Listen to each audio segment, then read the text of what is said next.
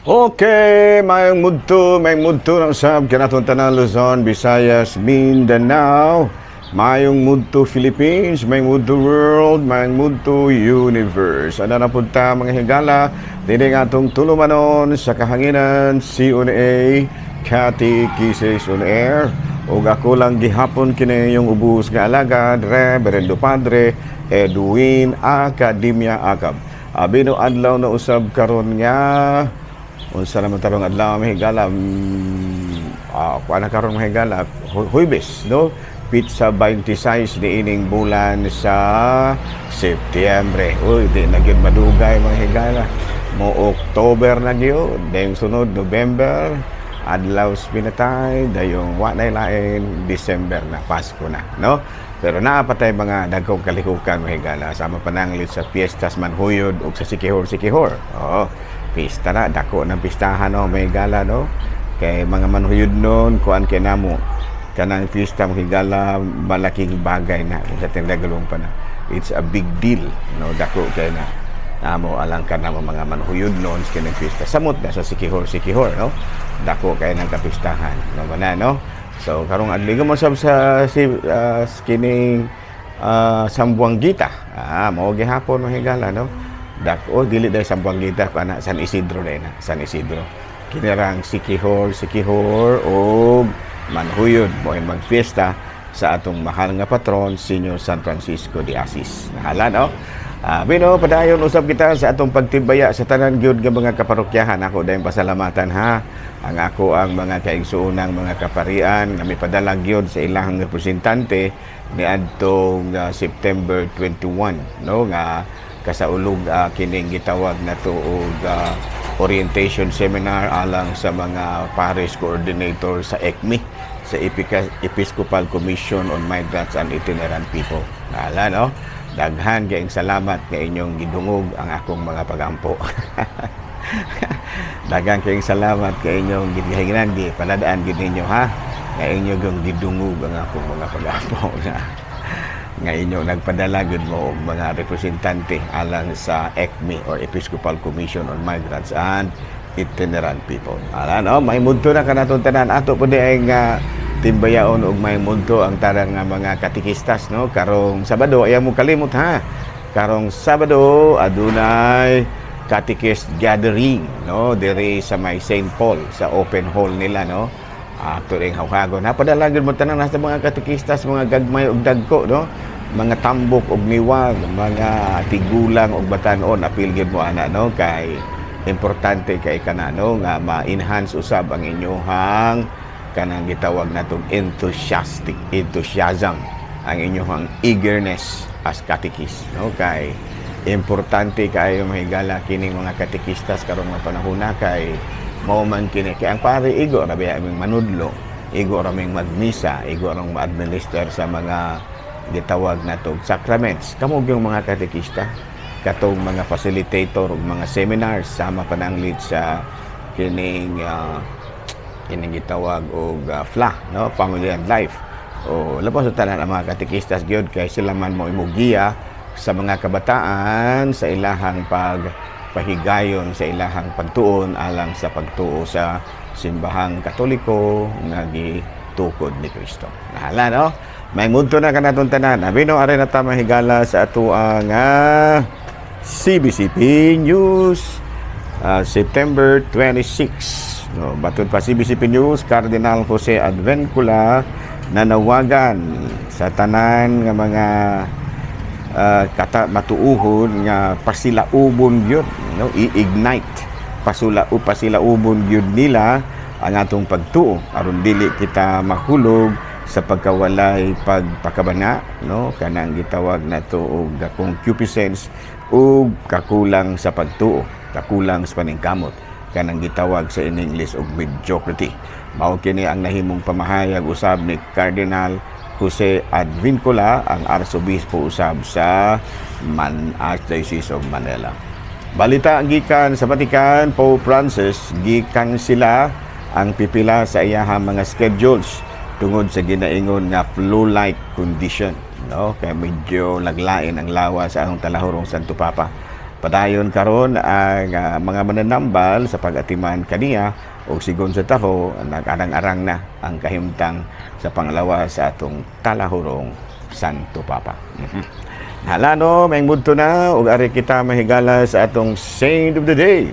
Abay na nga atong Saint of the Day karon September 26, duha kini sila no, si San Cosme ug si San Damiano no.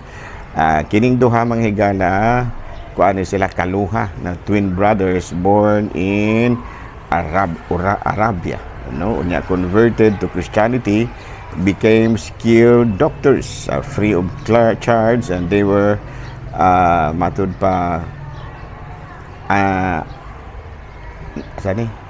included for being they were being kanang gitawag natong arrested they were being arrested for being Christians no, and martyred.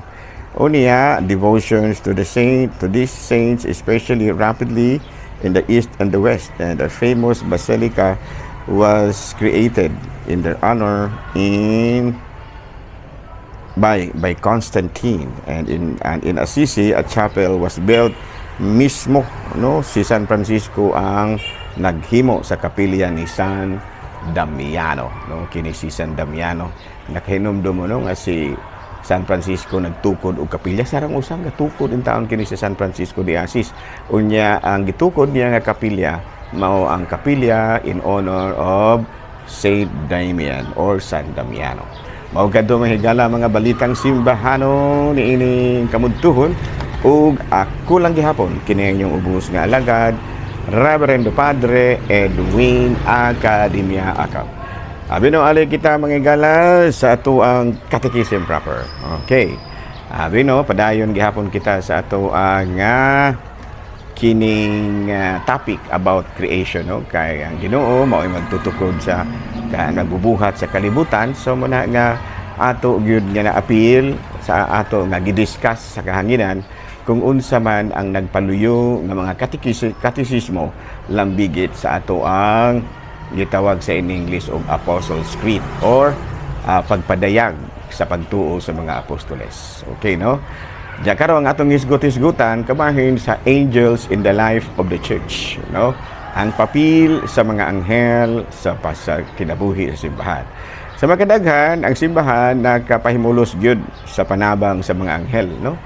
Masayod kita nga ang simbahan kanunay gyud nga giampo sa mga anghel. Gani dunay tutulog yun ka mga angheles nga atong sa ulugan yun sa ilahang fiesta. Kinsa gani itong mga nga mga santos nung puding. Of course, sila mao si San Gabriel, ang mga anghel nga atong gipahidunggan ng ilang kapistahan. Si San Gabriel, si San Miguel, o si San Rafael. Nalain po itong kapistahan alang sa ato ang guardian angels no, ang ato mga guardian angels giapil gila nato sa pagkapistahan no, tungod sa dako natong pagpasalamat sa mga anghel no. Gani kun atong basahon sa buhat sa mga apostoles kapitulo 5 bersikulo 17 samtang sa 21 mao kini ang nahisulat. Unya ang pangulong pari ug ang tanan niya mga kauban nga mga sakop sa pundok sa mga Saduseo na sina pag-ayo sa mga apostoles. Busa ilang gidakop ang mga apostoles ug gibalhog sa bilangguan. Apan niadtong gabi una usa ka anghel sa Ginoo miabli sa mga ganghaan sa bilangguan ug gipagula ang mga apostoles ug giingnan, "Pangadto kamo sa templo ug sultihi ang mga tawo mahitungod niining bag-ong kinabuhi." Gituman kini sa mga apostoles ug pagkakaadlawon misulod sila sa templo ug nanudlo. Sa ato pa mga anghel mao'y nagbuhi sa ato pa ang mga anghel dako ug yung kaayog mahigalang papel sa simbahan Katoliko. Sanglit ang simbahan gitukod man ibabaw sa mga apostoles. No? Nagikan sa gagmay pakitang mga bata hangtod karon nahimong hingkod ang atong pagnuigon. Nag-uban gyud kanato ang mga angheles no, muna atong mga guardian angels no. So pamalandong mahigala no. Isip usa ka katawhan nasayra nato nga ang mga anghel di ay dako kayong papel sa atong kinabuhi personal, no, personal life nato, community life, kundi man usab isip o sa kakatawhan na matuhon kanang gitawag nato og kanang gitawag nato sa in English of community, no, community of believers.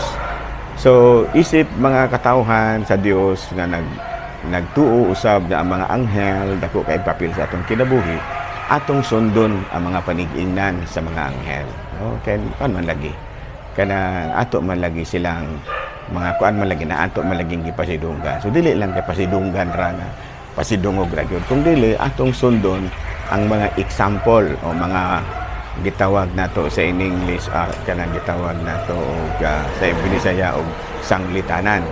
Yan unsa man day ang mga anghel. Unang-una si Anghel Gabriel nahimo nga mensahero sa Dios. Kita pod maningkamot pud ta, no, nga sama kang Anghel Gabriel mamahimo kita nga matud pa mga mensahero sa Dios pinaagi sa pulong o sa buhat. Unya si San Miguel mangnalipod, no, siya mao ang tig panalipod, no. Sa ato pa kita pod ato pong panalipdan ang ato ang pagtuo, no, muna, no, nga do na kita kanang gitawag sa in English o Catholic Faith Defenders, no, mga tig panalipod. Unya dili lang pod kay sa Katolikong pagtuo ra, kung dili sa kaangayan o katarungan o kaangayan. Sa ato pa isip mga katawhan sa Dios, musunod usab kita sa mga anghel, no, nya matud pa ang matud pa lagi magbalantay, no, si Raphael, no, San Raphael ug ang mga guardian angels ngani. Okay, no, so mo kana ang ato ang pagtulunan kabahin sa mga anghel, no. Kaya mga anghel lagi kanunay man gyud nga nagantay kanato, nagdebosyon gyud putas mga anghel, no? Muna nga atong sundon ang ilahang mga maayong panig-ingnan. Okay? Nahala, no? Padayon kita sa ikaduha nga parte sa ato ang pagpanudlo o ari kita sa gitawag natong usas sa mga butang nga angay nato nga likayan. Okay, kanunay gyud kining bumbahan ni Kristo. Gani ang siging kaigo ini iyang pamumba kabahin ini mga Pariseo, no, munang miingon siya, woe to you Pharisees, mga tigpakaaron ingnon. Ayan, no, muna gisulti ni Jesus. So muna nga ato kunong tanawon kung unsa man kining pagpakaaron ingnon. Hypocrisy is the practice of pretending to be who is not, or to believe what one does not. Ayan, no? The practice of pretending to be one who is not, or to believe which one does not. No? So muna nga kining gitawag nato sa in English og ang hypocrisy is advocating behavior that one does not. No, sa ato pa magtutudlo ka nga dili maayong magnudlo ka nga dili maayong mangawat pero nangawat pud ka. Tig pakaaron ingnon. So unsa man ang causes? What are the causes of hypocrisy? Kay kontra lagi ka ang Kristo ning kining taong kining taong tig pakaaron ingnon. Ayan, no? Tig pakaaron ingnon. Sa ito pa, aron ingnon ba? Aron ingnon gwapo. Aron ingnon gwapa. No? The causes of hypocrisy: an inflated sense of self-importance or self-esteem. Sa ito pa, kinibitong nasubrahan bitaw nato ang pagtanaw sa atong kaugalingon nga taas gyud ta, no, importante gyud ka or self-esteem kana bang sobrang believe sa sarili. Kung sabi ni saya pa intay nagalog pa na, no, nga dili gyud ka maong kinahanglan nga tagdon gyud ko ninyo kay importante gyud ko, somebody gyud ko, nya dili ko ninyo tagdon, di na pud ta mo tagdon ngana, no. Unya defense mechanism, usa po di ay sa hinungdan ngano nga ang usa ka tawo magpakaaron ingnon, iya pong gamiton isip depensa sa iyang kaugalingon. Ayan, no, muna ang uban magmuro-muro, no, ano, dili managad, no. Actually maulawon din na siya. Kanya aron dili mabalaan nga maulawon siya, magmuro-muro na lamang siya, no, magpa-sinab na lamang. Pero actually maulawon din na. Muna gitaw nato hypocrisy. What are the types of hypocrisy? Number 1 is kining gitawag nato hypocrisy towards deeds. Unsa man ang kining hypocrisy towards deeds, bisag wala nimo nahimo giingon gyud nimong nihimo nimo. Oh, yan no. Kana bang magtumo rag istorya ba? Miingon siya nga nakahimo siya nya wala di ay. Ano? Hypocrisy towards others. No, kana bitaw magpakaaron ingnon siya sa atubangan nga maayo pero sa atubangan di ay malibakero. Ayan no. Sa atubangan maayo pero sa imong luyo libakero. Ayan no. Maayo sa atubangan, maayo kay kinaiya pero sa imong luyo libakero. Ayan no. So muna no, muna yung mga taong dili ta kakumpiyansa ana no.